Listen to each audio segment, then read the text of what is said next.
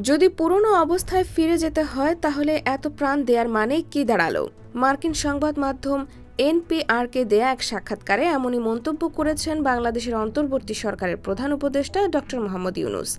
তিনি বলেন, এই জাতি সবচেয়ে বড় একটি সুযোগ পেয়েছে। এর আগে কখনোই মানুষ একটি বিষয়ে এতটা ঐক্যবদ্ধ হয়নি যে আমাদের পরিবর্তন দরকার। সাক্ষাৎকারে ড. ইউনূস বলেন, অন্তর্বর্তী সরকারের মেয়াদ কতদিন হবে তা নিয়ে নানা কথা হচ্ছে।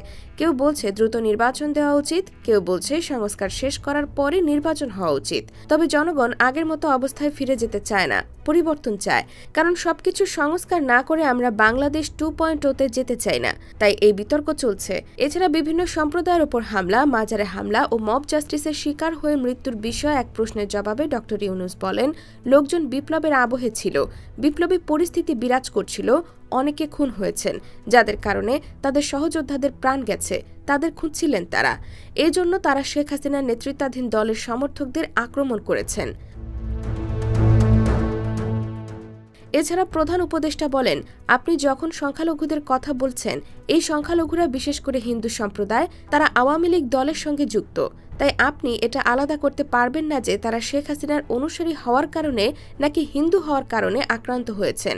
তবে এটা নিশ্চিত যে তারা আক্রান্ত হয়েছেন। কিন্তু যখনই আমরা সরকারের দায়িত্ব নেই, শান্তি ফিরিয়ে আনার চেষ্টা করি। এমনকি প্রতিশোধ নেওয়ার ঘটনাটি মাত্র সপ্তাহ দুয়েকের মতো হয়তো ছিল। বর্তমানে বিক্ষোভ হচ্ছে, তবে তা প্রতিশোধমূলক বিক্ষোভ নয় বলেও মন্তব্য করেন তিনি। বেশিরভাগ বিক্ষোভই মজুরি বাড়ানো, চাকরির দাবি নিয়ে, যারা আগের সরকারের সময় চাকরি হারিয়েছিলেন। এতে আমরা তাদের আশ্বস্ত করার চেষ্টা করেছি। এছাড়া সবকিছু নিয়মতান্ত্রিকভাবে সমাধান করার চেষ্টা চলছে বলেও জানান প্রধান উপদেষ্টা। IBTV USA, new York.